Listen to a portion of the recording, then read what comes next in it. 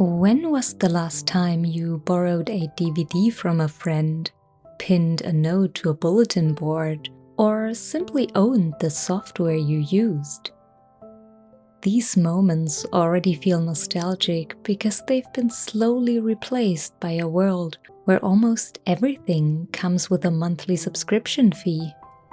When a friend of mine recently told me that finding an apartment in her city has become virtually impossible without paying for a yearly premium rental portal subscription, it really hit me how far this problem has spread. And I thought, I can't be the only one who feels deeply dissatisfied with how our lives are turning into one big collection of subscriptions. Hi everyone, this is Liz. I live a slow life in the countryside. I'm all about finding ways to live mindfully and preserve our peace of mind in a fast-paced world that often seems a bit too much. I invite you to grab a cup of hot tea and spend some time with me. Subscriptions were once a revelation. Endless music, endless movies, constant updates to software without ever having to buy anything anymore. But now, a decade and a half later, prices keep rising.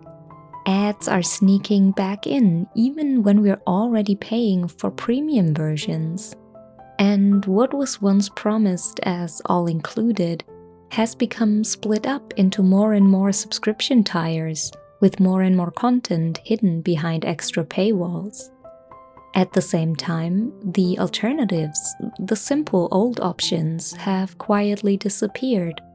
What once felt like choice now feels more like dependency. Today, I want to explore this shift, how subscriptions have seeped into nearly every corner of our lives, what that does to us, to our wallets, and our peace of mind, and what alternatives might still exist if we choose to look for them. Let's dive in. The problem with subscriptions. So, what is even the problem with subscriptions? Subscription models started out as a good thing. Suddenly, being able to access all music albums or movies whenever and wherever was revolutionary. Being able to take 1,000 books on vacation without having to carry a single one of them is amazing. Not having to produce physical copies of everything saves resources and allows for easier updates of software products and tools. All of these aspects were great until they weren't. What are we actually paying for? The issue at its core is the fact that while our wishes and expectations as customers stay mainly the same over time, prices for subscriptions increase while service quality decreases. My priorities are very simple. I pay for a premium membership for a music and podcast platform because I want to have access to all the music and podcasts on there, and I want to listen without advertisements. This was what I wanted 10 years ago, and this is still exactly what I want now. Except now the subscription is twice the price, and for some mysterious reason, each podcast is interrupted by 2 ad breaks. For a while, it used to be a fair deal. You could either pay for something or watch ads. This deal has now completely gone down the drain. Also, now many content items are locked behind an extra paywall. This is not only annoying, it is downright absurd. A content platform is worth nothing without the content. Access to an empty YouTube or Spotify has absolutely no inherent value. If we pay for premium access and content is still hidden behind another members-only paywall, what exactly are we paying for then? And if you are now going to write a furious comment that content creators need this way of making extra money, please hear me out first. We will circle back to this topic later. I also do get that content platforms have to pay for running their servers, etc., but that wasn't for free 10 years ago either, so why are we paying way more for way worse service? The list of absurd subscriptions keeps growing.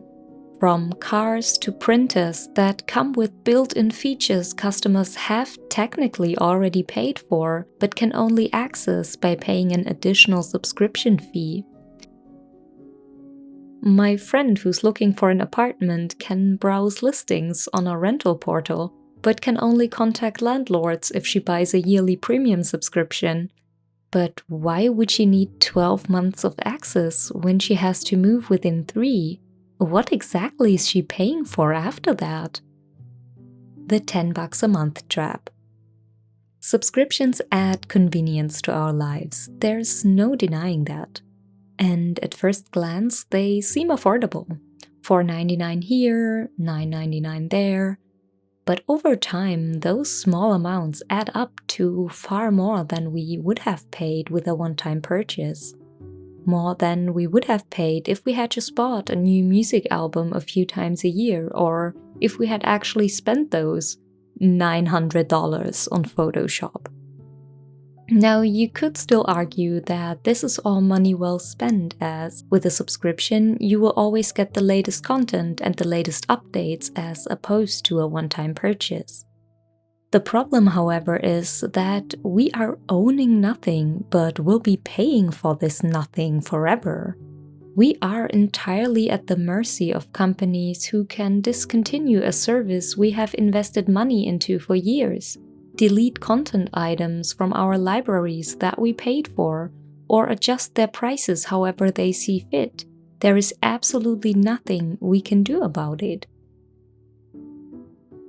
Subscription anxiety.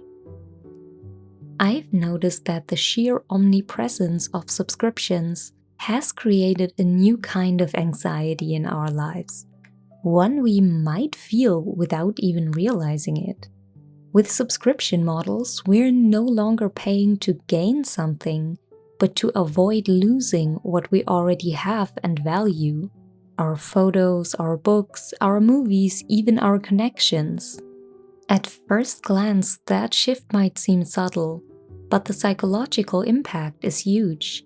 Not having something you want is one thing, but living with the constant fear that you could lose something you cherish the moment you stop paying adds a quiet, ongoing stress to our lives. And the awareness that prices can and likely will rise at any time, possibly beyond what we can afford, only deepens that unease. It leaves us with this persistent sense of insecurity that what we love could be taken away at any moment. Just another layer of pressure in a world already full of stresses and anxieties. Ransom is the new service. Companies love subscription models because they give them predictable income, and I get it. Everyone loves to know that they will be able to pay their bills next month. But back in the day, when businesses sold products for a one-time payment, they earned stability by offering quality and good service. A shop owner who kept customers happy could count on them returning and recommending the store to their friends and family. And while this worked for decades and decades, suddenly it's not enough to sell a fridge, a printer, or an alarm clock. Now the item needs to have a subscription attached to it that keeps making the company money long after the buyer paid full price for it. In this model, producing durable goods and offering great service take a backseat to simply locking customers in. Through subscriptions, companies can essentially just hold us at ransom. If we stop paying, we will lose the content or service we might have already invested hundreds or thousands into, or we might even lose the functionality of a product we paid full price for. Over the past few years, it feels as if every service has been packaged into more and more expensive subscription tiers that offer less and less value for money. The choice we once had between paying or watching ads has turned into being forced to accept both. And with all the options, such as movie rentals, often no longer available, it can feel like we've run out of alternatives. And honestly, I'm so very tired of it. It somehow feels wrong to imagine that we will have to pay each month for the rest of our lives in order to be able to enjoy music, watch movies, keep our photos, or use our devices. So, what can we do about it? I wish I had a good solution. One that lets us keep the useful side of subscriptions without feeling like we're endlessly paying for services that only seem to be getting worse. I don't, but I do have a few suggestions for how we can stay mindful and avoid slipping into complete dependence on the subscription economy. Real-world activities. I bet you saw that one coming. Of course, there are subscriptions in the real world, such as gym memberships or even library passes. But subscriptions are still predominantly a feature of the online world. And while gym prices can go up as well, it's much harder in the real world to bombard customers with personalized ads or hide basic things behind a paywall if you have already paid for access. The more we rely on online services for entertainment, the more we become reliant on subscriptions and every new idea to squeeze more money out of us. For this reason and all the other benefits it brings, I can only wholeheartedly encourage you to seek out as many real-world activities and hobbies as you can. There are no membership tires and no ad breaks when reading a book, painting, hiking, canoeing, cooking dinner, swimming, catching up with a friend, or gazing at a distant thunderstorm. And while we're at it, let's take one photo to remember that day, not 100. That way, we won't need another multi-terabyte cloud storage subscription to hold digital baggage we are probably never gonna look at again anyway. Analog media. When we traveled to the North Sea earlier this year to visit my partner's hometown, we stayed at this very small remote cottage by the sea. Reception was terrible, so we decided to just switch our phones off. There was a single music CD in this cottage, so we started playing it and listened to it quite a few times. Even though that was months ago, the music is still stuck in my head, and strangely enough, I would actually love to get my hands on that CD. I learned that just recently CD sales have started growing again for the first time in 20 years. And I think this might be a symptom of people growing tired of their subscriptions and longing for a simpler pay once, keep forever transaction. And just to be clear, I'm not talking about rushing out to buy stacks of new CDs or DVDs. So many CDs, DVDs, or audiobooks are available secondhand for free or at a very low price, at garage sales or even at public book exchanges. At my local library, they are included in the membership too. I personally want to make it a point in the future to use these options more often instead of relying on subscriptions. It doesn't feel all that strange. I grew up like this, and I'm sure many of you did too. Individual media and creators. I mentioned earlier that even if we pay for platforms such as YouTube Premium or Spotify, more and more content is hidden behind members-only paywalls. As a content creator myself, I 100% support that creators should get the chance to be paid for their hard work without having to rely on sponsorships, pushing unnecessary products on people to make a living. But I can't shake the feeling that we are moving towards a world where, instead of having access to all the content out there, we are going back to selecting specific artists, shows, and channels to watch. We will necessarily have to decide who our favorite creators are and will selectively pay for their content. It's ironic, after experiencing total freedom with unlimited access to all content at all times, we're circling back to something much closer to the early 2000s. But honestly, I think this could very well be one of the best changes we can make.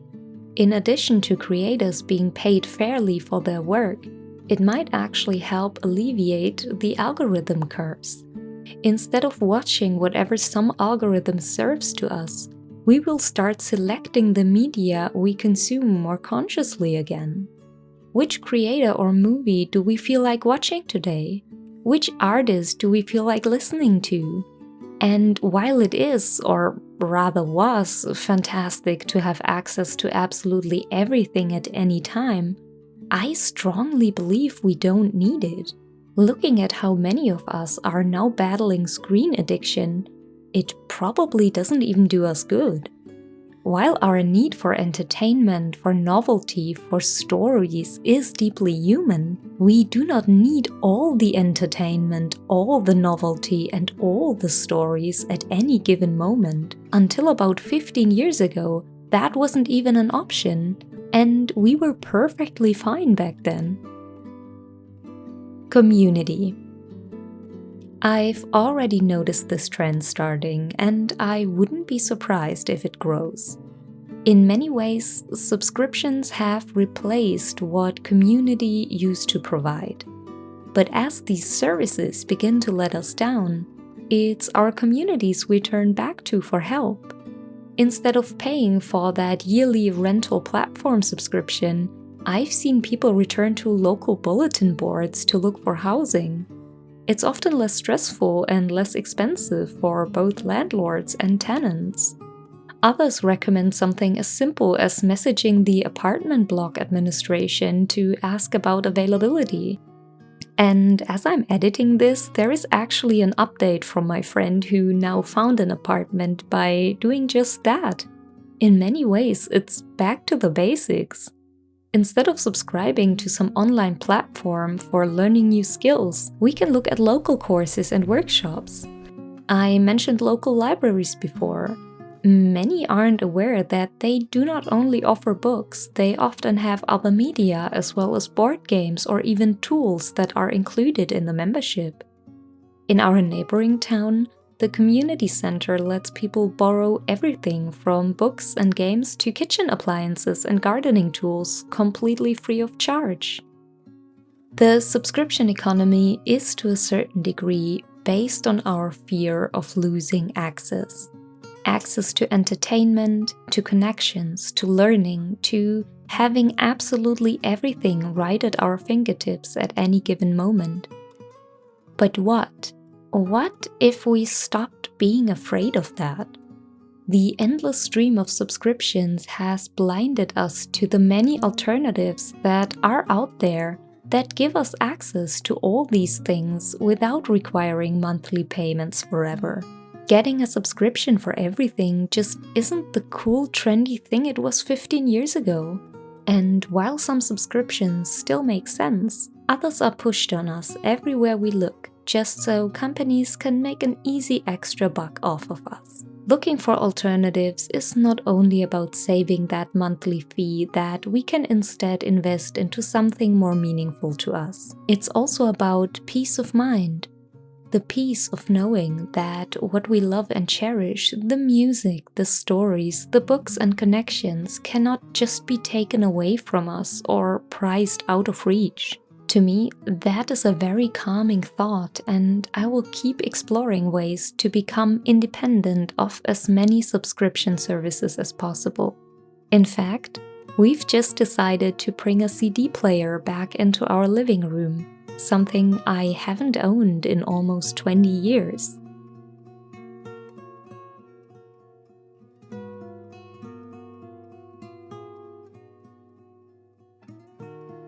So now I'd love to hear from you. Which subscription do you find truly useful and which ones drive you crazy? Have you already replaced any of them with alternatives? I'm really curious, let me know in the comments.